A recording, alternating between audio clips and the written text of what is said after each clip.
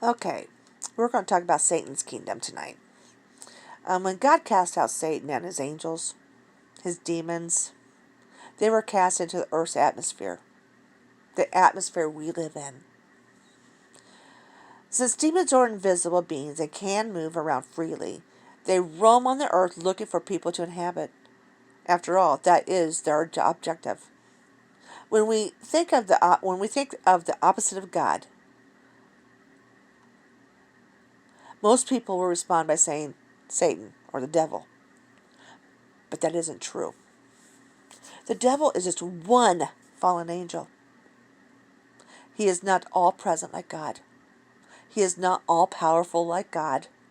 The devil can't even be compared to God. I mean, even the demon angels are they're even weaker than Satan. The main objective of Satan's kingdom is to rob God of his glory and corrupt as many people as he can. He is out to destroy as many souls as possible. So to accomplish his goals, he's got to be well organized and use any lie, deception, and temptation he can to cause a person to not serve God. His ultimate goal is to control as many people as he can. So, understanding the military ranking. Just like the military, there are levels, hierarchy of demonic rankings. There's Satan, or Beelzebub, which is the king of his demonic kingdom, and he is the commander of his army of demons. Next, you would have demonic rulers set over nations, then countries, then states, then cities, then churches, then homes, on down to each individual person. Each sergeant, so to speak, would have rule over other demons who are under him. We have to remember Satan knows how to run a kingdom like he does, because he copies the way God does things, but for evil purposes. God is a very orderly God, and he too has angels divided up in ranks to do certain tasks. However, God's kingdom is more powerful and victorious. What are principalities, powers, high places, and strongholds?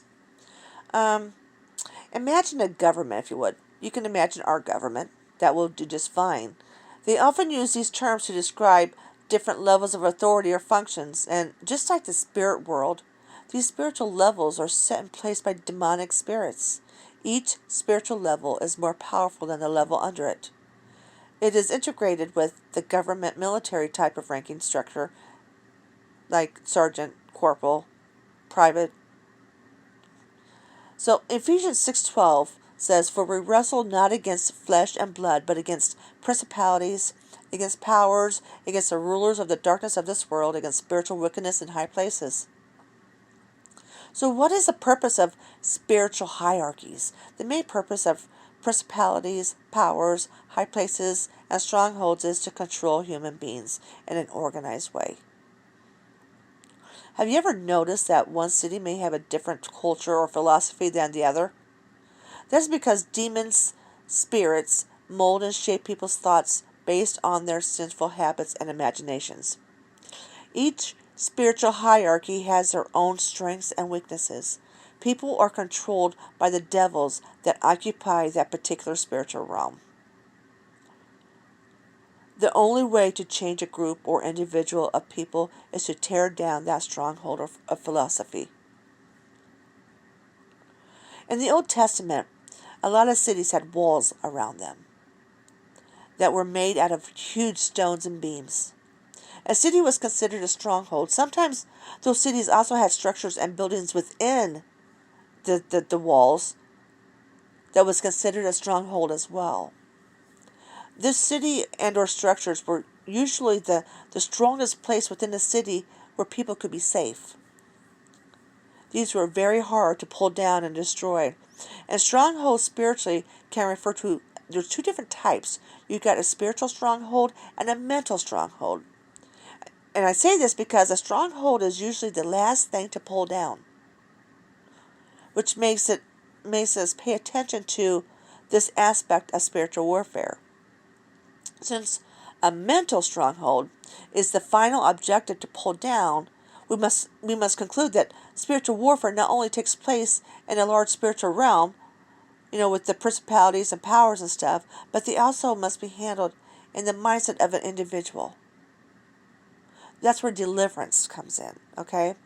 Therefore, spiritual warfare is also associated with warring for one's own mind. So when we understand where the power of the devil and his demons are, we will understand where where he traffics most, where he roams most. Since the devil's power is in his deceptive voice, we can safely say that the devil of the world, they roam in the minds of sinful people. This is where all principalities, powers, and strongholds are established. They just show up in our everyday world, in the government and communities. They can't force their way in. They need a legal right. And that is done by several different ways, okay? Satan controls the world through media, by music, by fads, by customs, by entertainment, governments, secret societies, and just plain old sinful deeds. That's how we give legal rights to these demons.